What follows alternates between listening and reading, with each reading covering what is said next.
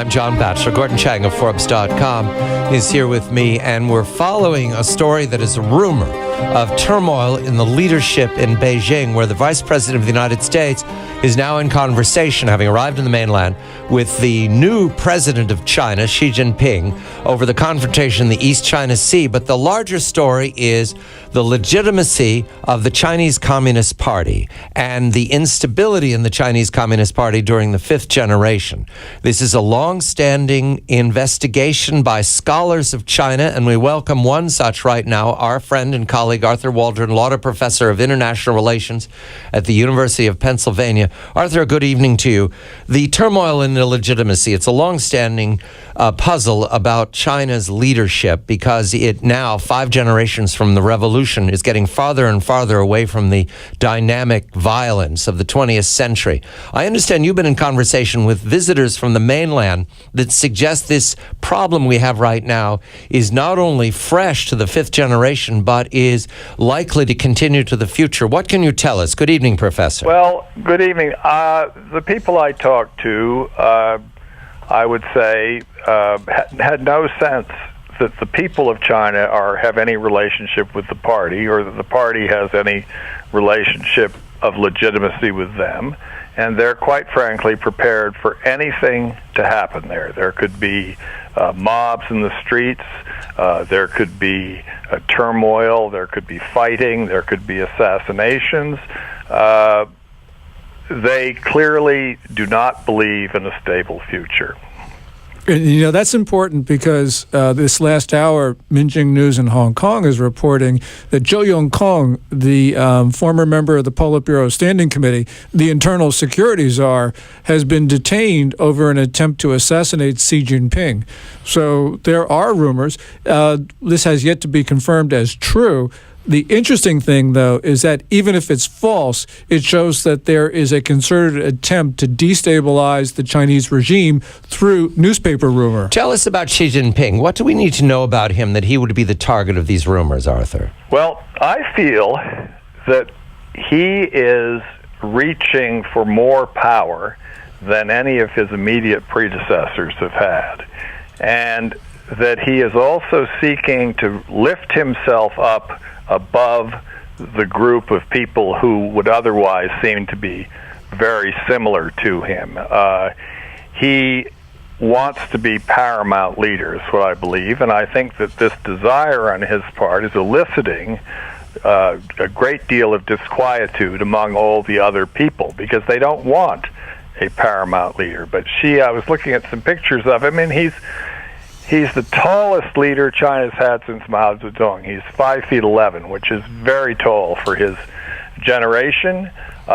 He often wears a long blue greatcoat, which is characteristic of sort of paramount leaders of the Soviet Union or a fascist country. He moves with a kind of aura of power, and I think that the agreement, the sort of tacit agreement, was that we're all going to work as a committee. Nobody's going to try to get too far ahead of anybody else. And above all, nobody's going to put any one of us in jail or kill anybody. And somehow, Bo Xilai, who's as corrupt as any of them, but no more, has ended up in jail, and his wife has ended up in jail.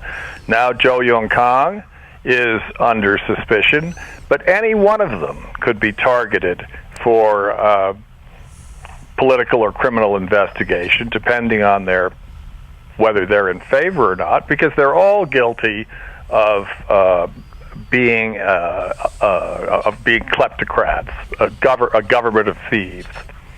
And Arthur, what's really interesting here is that, you know, when we go back to Mao Zedong, we have seen that each leader of the People's Republic has been weaker than his predecessor. Deng, for all his power, was weaker than Mao. That's exactly right. Jiang Zemin, and then Hu Jintao. And all of a sudden, we're seeing a reversal of a trend. Apparently, Xi Jinping wants to be more powerful than not only Hu Jintao and Jiang Zemin and Deng Xiaoping. It looks like we've got a new Mao Zedong on our hands. Well, no one really knows what he thinks, but he seems to want to have a country which, on the one hand, is economically advanced under a system of state ownership, but which is actually even more repressive socially than what it is now, which is really saying something. And he, of course, grew up in a world in which there was a paramount leader, but we can't really know. But I have sensed from the start that he has the kind of ambition that makes other people worry. Arthur, right now, it looks like he's the big boss, and it looks like he commands the military. We've been discussing how he favors the Navy over this last year. Gordon has picked up for several years that he leans towards the military. Is that the nature of being bigger than his predecessors, that he's establishing himself as the head of the military dictatorship? Well, he has no military qualifications, which means that he has to, in a sense, seek the support of the military. And the way you do that is by giving lots of money and lots of leeway to the military and hoping that you will support them. Because in the end, they are the ones with the guns. They are the ones that could sweep away the communist regime in no time. And many military leaders have no interest in communism. I suspect they want to defend China. And they think that the army, for instance, should report to the national government, not to the party. Right now, it is a party army. It's not a national army. It's a private army. Right. It's a private army, yes. And does that translate into Xi Jinping feeling vulnerable or powerful, that he favors the army, that he feeds the army so well, that he spends time visiting naval bases? Well, I think it's a sign of an ultimate sense of vulnerability. Someone like Deng Xiaoping, he hadn't really fought, but he'd stomped all over China during the Civil War. He didn't fight the Japanese, but he certainly fought the nationalists. And the first generation of Chinese leaders, many of them had quasi-military credentials. Someone like Mao wrote a great deal about military thought, but he never saw Japanese in action. He wasn't like Chiang Kai-shek, who was nearly blown up on several occasions by the Japanese.